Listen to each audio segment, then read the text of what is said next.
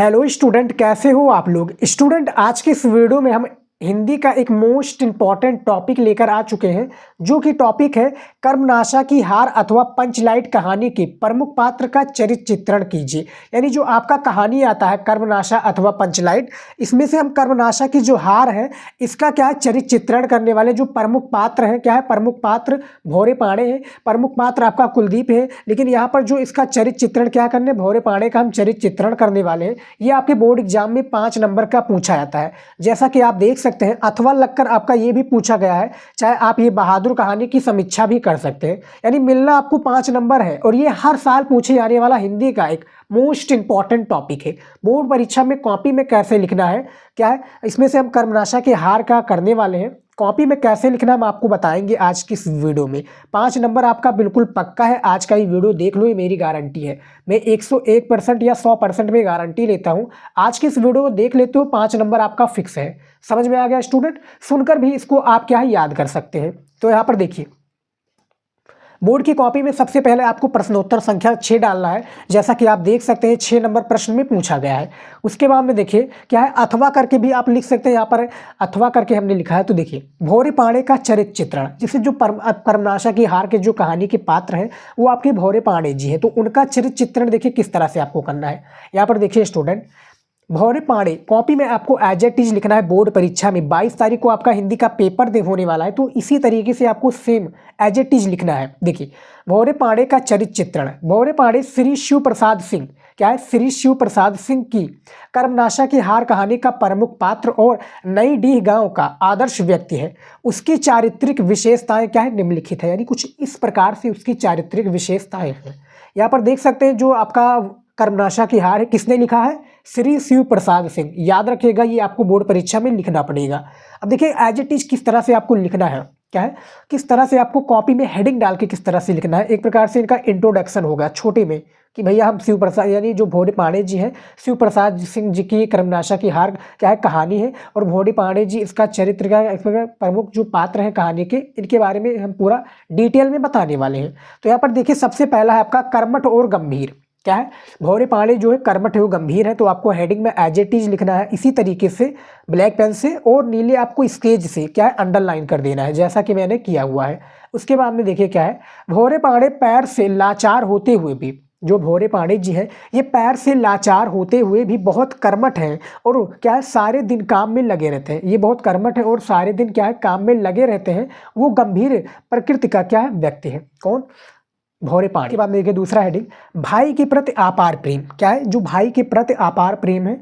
और मैं ये भी बताना चाहूँगा, बोर्ड परीक्षा में स्टूडेंट आप जब भी लिखिएगा कहानी, आपको 80 शब्दों में पूछा जाता है। यानी बोर्ड परीक्षा में जो एग्जामिनर के द्वारा पूछा जाता है कि भैया 80 शब्दों में इसका आंसर देना है। 80 शब्दों से ऊपर होना चाहिए, नीचे आप मत लिखिएगा। ऐसा आप लिखिए कि एग्जामिनर को पता चल जाए कि हाँ ये 80 शब्दों में लिखा है। समझ में आ गया। तो भाई के प्रति अपार प्रेम, देखिए भौरे पाड़े को अपने भाई कुलदीप से क्या है अपार प्रेम था। आप इसको सुनकर भी याद कर सकते हैं। क्या है, प्रेम था। कुलदीप की 2 वर्ष की अवस्था में उसके माता पिता की क्या है मृत्यु हो गई थी। कुलदीप के घर से भाग जाने पर पाड़े, क्या है जो भौरे पाड़े दुख के सागर में डूबने उतरने लगा। क्या है, डूबने और उतराने लगता है। इसमें बाद में क्या कहता है, ब्लैक पेन से ही आपको लिखना है कि अपने से तो कौर भी नहीं उठ पाता। यानी अपने से क्या है कौर भी नहीं उठ पाता, भूखा बैठा होगा कहीं। क्या है, भूखा जो है बैठा होगा कहीं। कौन, कुलदीप के बारे में कौन बता रहा है भैया, भौरे पाड़े। समझ में आ गया। तीसरा आपको हेडिंग क्या डालना है, निर्भीक और साहसी।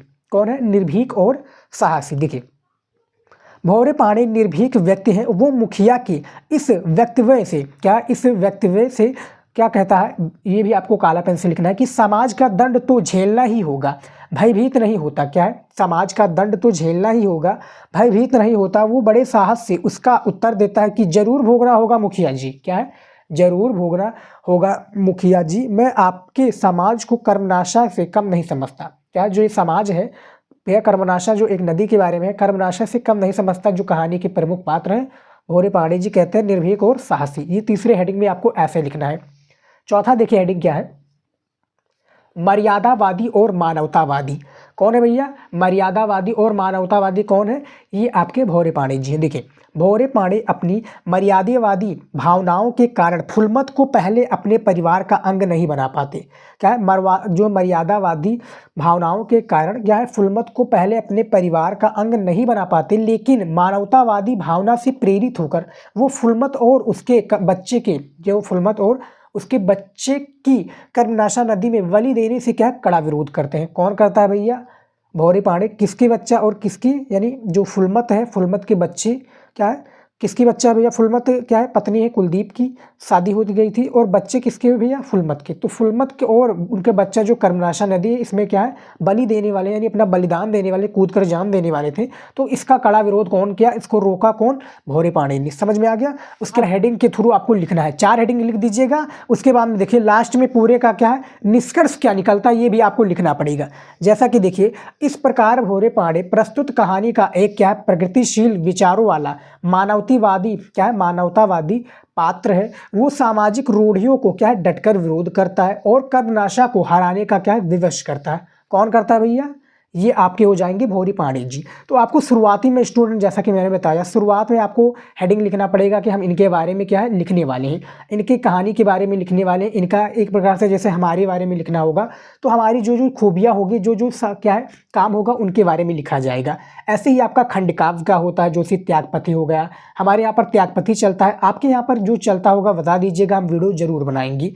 फिलहाल आज की इस वीडियो में इतना ही था, जो कि हमने बता दिया। लास्ट में आपको निष्कर्ष लिखना जरूरी, ताकि एग्जामिनर को समझ में आए कि भैया बच्चे को क्या लिखना आता है, कॉपी, बच्चे को कहानी का आंसर देना आता है। ये हर साल आने वाला टॉपिक है, आप इसको तैयार कर लीजिए। आपका 5 नंबर समझ लीजिए कि रखा है।